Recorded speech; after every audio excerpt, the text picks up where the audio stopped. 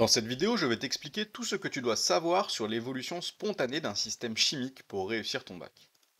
On va commencer par revoir comment définir si une réaction est totale ou non, puis dans un second temps, je vais t'expliquer ce qu'est le quotient de réaction et comment il permet de prédire le sens d'évolution d'une réaction.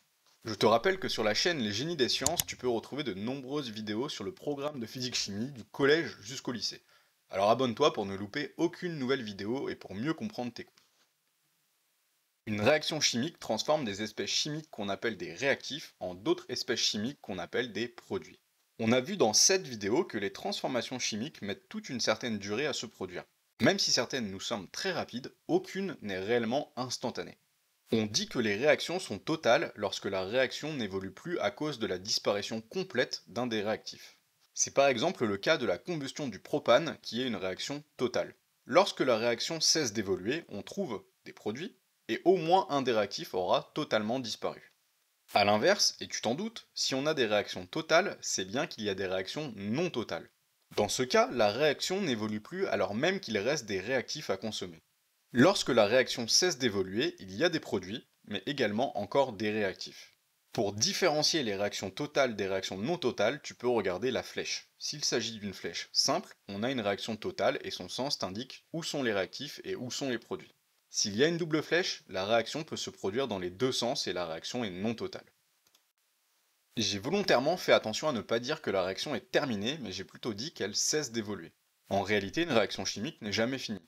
Une solution contient un nombre gigantesque de molécules, et à chaque instant, la réaction se produit dans le sens direct, mais aussi dans le sens indirect. On parle d'un équilibre dynamique.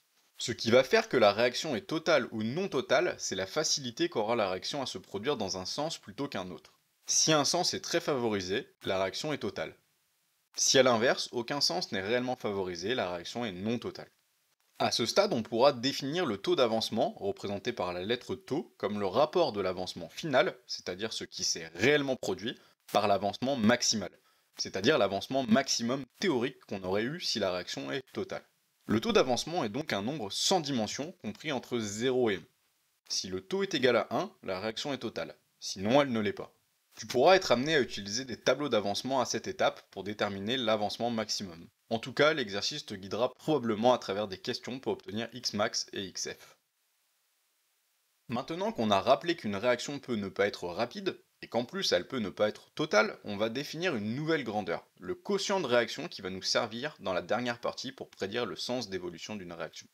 Imaginons une réaction chimique faisant intervenir deux réactifs, A et B, et deux produits, C et D. Les petites lettres en rouge sont les nombres stoichiométriques.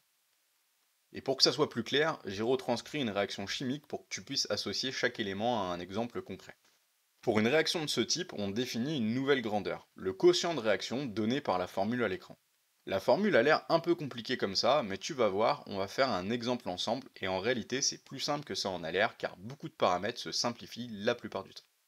Un des pièges à éviter sera de ne pas compter les solvants, c'est-à-dire quasi systématiquement l'eau et les solides. Si l'un ou l'autre est présent, tu remplaces simplement la concentration par le chiffre 1. J'espère que tu arrives à suivre, mais rassure-toi, on a fait le plus compliqué, la suite va clarifier tout ça. Mais avant, n'oublie pas le pouce bleu ou le commentaire, c'est réellement important pour ma visibilité sur YouTube, et qui sait, ça va peut-être me motiver à accélérer le rythme de publication. Tu as sous les yeux une réaction chimique. La double flèche nous indique qu'elle est non totale. On va donc exprimer son quotient de réaction en appliquant la formule que l'on vient de voir. Le terme C0 tout d'abord, qui est la concentration standard, sera toujours égal à 1. Pour les concentrations ensuite, on remplace les lettres A, B, C et D par les espèces en solution. Et enfin, on reporte les nombres stoichiométriques, ici, toujours 1. C'est simple, non, tu ne trouves pas? Si tu dis oui, c'est que tu es tombé dans le piège. On n'a pas tenu compte du fait que le quotient de réaction ne dépend ni des solides ni des solvants. Or, ici, on a de l'eau. Et l'eau, c'est un solvant. Lorsque c'est le cas, et ça le sera très régulièrement, tu n'écris tout simplement pas la concentration de l'eau. On se retrouve donc ici avec 3 termes, 3 blocs de parenthèses, au lieu des 4 tout à l'heure, celui avec l'eau a tout simplement disparu. On simplifie les 3 divisions par 1 et les puissances de 1, et on se retrouve avec cette formule.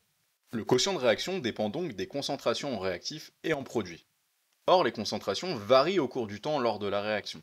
Le quotient de réaction n'est donc pas une valeur figée, c'est une valeur qui va évoluer durant une réaction. Lorsqu'une réaction évolue dans le sens direct, QR va augmenter. A l'inverse, lorsqu'une réaction évolue dans le sens indirect, QR va diminuer. QR sera toujours une valeur comprise entre 0 et l'infini, et c'est une valeur sans dimension. Il y a une valeur particulière de QR qui va nous intéresser un peu plus, c'est lorsque la réaction n'évolue plus. On dit que la réaction est à l'équilibre, et dans ce cas, le quotient de réaction est appelé constante d'équilibre et noté grand Q. Tu verras parfois QR, indice EQ, pour équilibre, est égal à K. Si on commence une réaction avec aucun produit, QR initial est égal à 0. La réaction va alors commencer et QR va augmenter jusqu'à ce que la réaction n'évolue plus. QR à l'équilibre sera donc égal à la valeur K, la constante d'équilibre de la réaction. On fixe en général comme seuil pour une réaction totale une valeur de K supérieure à 10 puissance 4. Au-delà, la réaction est totale, en dessous, la réaction n'est pas totale. Dans mon exemple fictif, la réaction est donc non totale. Maintenant qu'on a défini le quotient de réaction et la constante d'équilibre K, pour prédire le sens d'évolution d'une réaction, il ne reste plus qu'à comparer ces deux valeurs. Garde à l'esprit que QR va spontanément vouloir se rapprocher de sa valeur à l'équilibre, c'est-à-dire grand K. Ainsi, si QR est inférieur à K, la réaction va aller dans le sens direct. Si QR est égal à K, la réaction n'évolue pas, puisqu'on est déjà à l'équilibre, et il ne semble donc rien se passer. Si QR est supérieur à K, elle va évoluer dans le sens indirect, et QR va toujours se rapprocher de K. Il est possible d'aller contre cette évolution en s'éloignant de la valeur à l'équilibre, mais pas spontanément. Il faut forcer la réaction et ça fera l'objet d'une prochaine vidéo.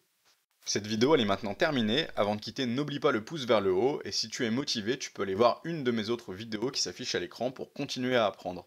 A bientôt.